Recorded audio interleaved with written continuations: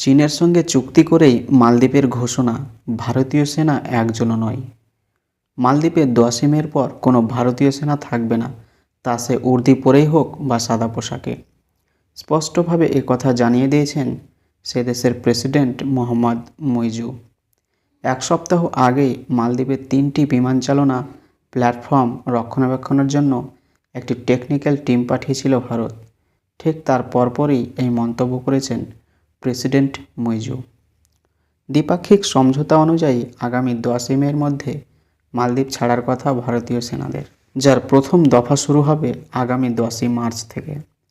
স্থানীয় একটি নিউজ ওয়েবসাইটের প্রতিবেদনে বলা হয়েছে, মঙ্গলবার মালদ্বীপের আইদাফুসি শহরে আয়োজিত একটি অনুষ্ঠানে ভাষণ দেওয়ার সময় প্রেসিডেন্ট মুইজু বলেন, তার সরকার ভারতীয় সেনাদের দেশ থেকে সরাতে সক্ষম হয়েছে। তাই গুজব ছড়ানো কিছু মানুষ পরিস্থিতিকে বিকৃত করে উপস্থাপন করছে। তিনি বলেন, ভারতীয় সেনারা চলে যাচ্ছেন, তারা উর্দি বদলে সাদা পোশাকে ফিরছেন। এইসব কথায় কান দেওয়া উচিত না। এগুলি আমাদের মধ্যে সন্দেহ তৈরি করে এবং মিথ্যা প্রচার করে। 10ই মের পর দেশে কোনো ভারতীয় সেনা থাকবে না, না ইউনিফর্মে না সাদা পোশাকে। আমি আত্মবিশ্বাসের সঙ্গে বলছি, এদেশে কোনো ভারতীয় সেনাই থাকবে না, বলেন তিনি।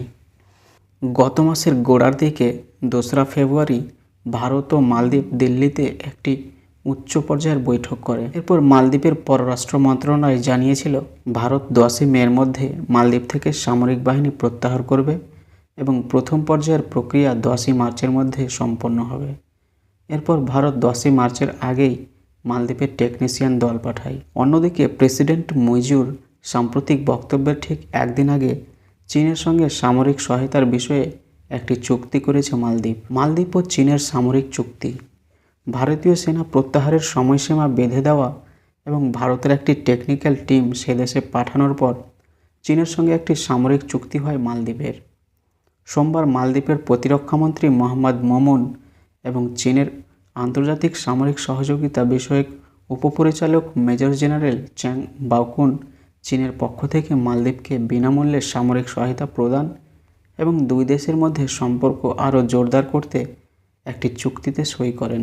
মালদ্বীপের পররাষ্ট্র মন্ত্রণালয় সমাজ মাধ্যম এক্স-এ সাবেক টুইটার সেই চুক্তি সম্পর্কে বিস্তারিত না হলেও কিছু তথ্য প্রকাশ করেছে।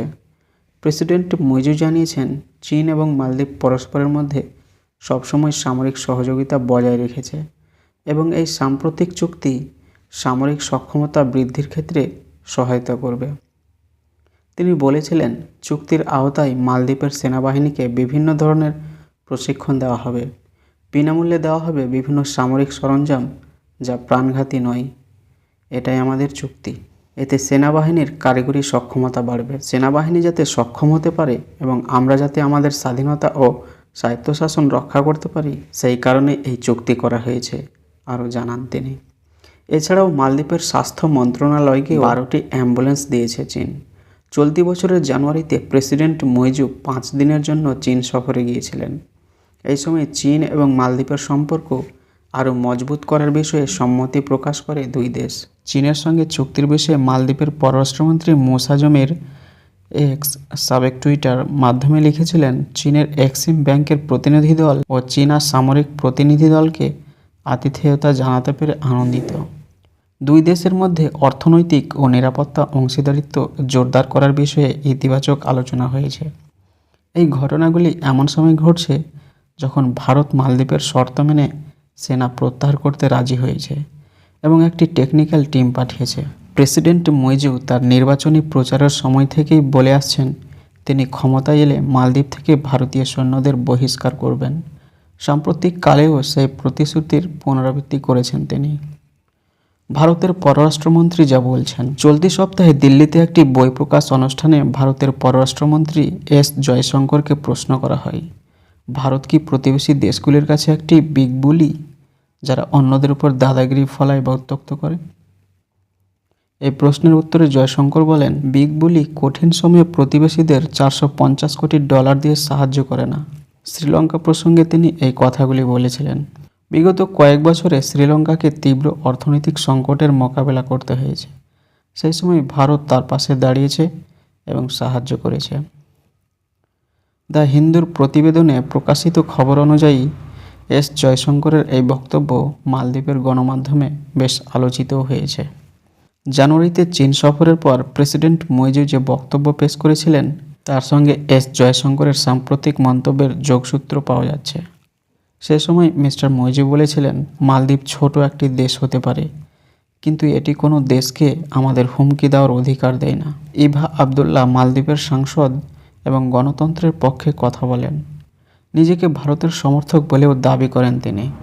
নিউ ইয়র্ক টাইমসকে ইভা আবদুল্লাহ বলেন, স্পষ্টতই দোদুল্যমান পররাষ্ট্রনীতি আমাদের পক্ষে যাবে না। শুধু নিরাপত্তার বিষয় নয়, এ ধরনের পররাষ্ট্রনীতি কোনো উন্নয়ন প্রকল্পেরই পক্ষে নয়। ইভা আবদুল্লাহ মালদ্বীপের সাবেক প্রেসিডেন্ট মোহাম্মদ নাসিদের ভাইঝি। তিনি ভারতের সঙ্গে অংশীদারিত্বের পক্ষে অনেক যুক্তি দিয়েছেন। ভারতের সঙ্গে মালদ্বীপের সাংস্কৃতিক বন্ধন এবং দক্ষিণ এশিয়ার গণতন্ত্রের সঙ্গে ঘনিষ্ঠতার কথা বলেছেন। ভারত মালদ্বীপে হাসপাতাল, স্কুল এবং সাংস্কৃতিক কেন্দ্র তৈরি করেছে।